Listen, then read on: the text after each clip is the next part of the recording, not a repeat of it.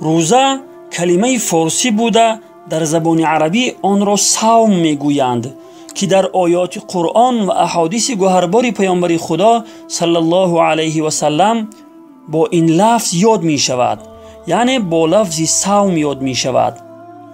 معنی صوم در لغت به معنی امساک، یعنی خودداری از چیزی است و در شریعت اسلام خودداری از خوردن و نوشیدن و همخوابگی با همسر و دیگر چیزهای فاسد کننده روزه است، از طلوع صبح صادق تا غروب آفتاب.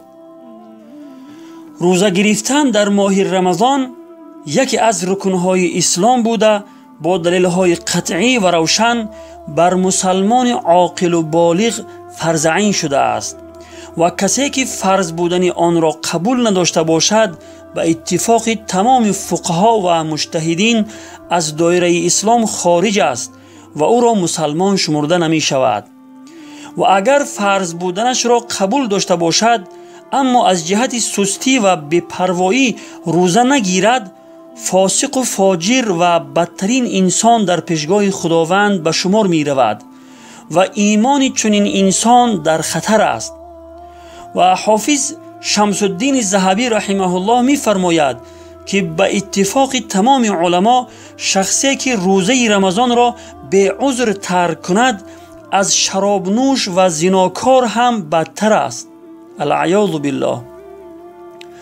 دلیل های فرض بودن روزه از آیات قرآنی اینها است: خوب گوش اندازید و آن را به دیگران هم برسانید.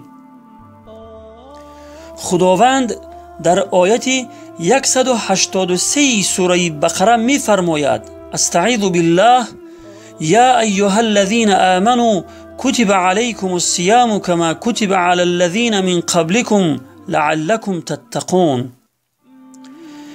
ای کسانی که ایمان آورده اید، روزه بر شما فرض شده است همان گونه که بر کسانی که پیش از شما بودند فرض شده بود تا پرهیزگار شوید. و در آیه 185 همین سوره می فرماید: استعیذ بالله شهر رمضان الذي انزل فيه القرآن هدى للناس وبينات من الهدى والفرقان فمن شهد منكم الشهر فليصمه. الآیه. یعنی ماه رمضان ماهی است که در آن قرآن همچون راهنما برای مردمان نازل شده است که شامل نشانه ها و دلیل های آشکار هدایت و جدا کننده حق از باطل است. پس هر کس از شما این ماه را در حضر، یعنی در وطن دریابد، باید که آن را روزه بدارد.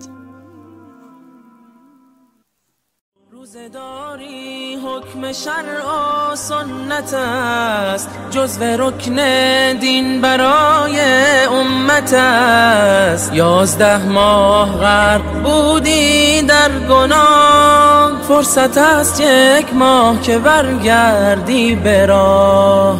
با طلوع عطر ماه رمضان شکر کن شکر خدای مهربان.